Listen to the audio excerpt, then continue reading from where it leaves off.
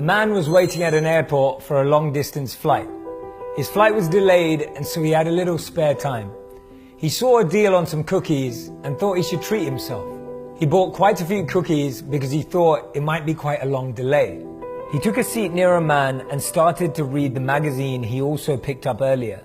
He exchanged a glance with the other man and then tried to avoid eye contact as he went back to reading. While he was engrossed in his magazine, he happened to see that the man sitting beside him boldly grabbed a cookie from the container. He initially ignored the incident to avoid a scene. He grabbed a cookie himself and went back to his magazine. But the man seemed to have enjoyed the cookie so much, he took another one and started eating it too. This continued for a while, and with each passing moment, he began to get more and more irritated. Every time he took a cookie, so did the other man. When the last cookie was left, the man nervously took that cookie and broke it in half. He offered the other to the man and smiled. The man took the cookie and could not believe the other man's nerve. He was thinking in his head, how ungrateful could that man be? The other man then left and took the container with him. This guy couldn't believe what had just happened. He was relieved when his flight was called.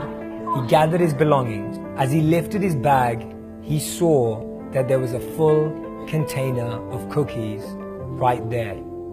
He was totally shocked, totally surprised. It caught him off guard. He thought to himself, if my cookies are here, then wait, those cookies were his. The other man had shared his cookies whilst he was thinking he was the one doing the sharing.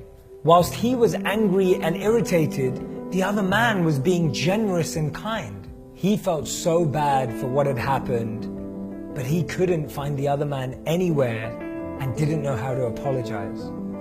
Things are not always as they appear. Sometimes we make quick assumptions about people, circumstances, and situations.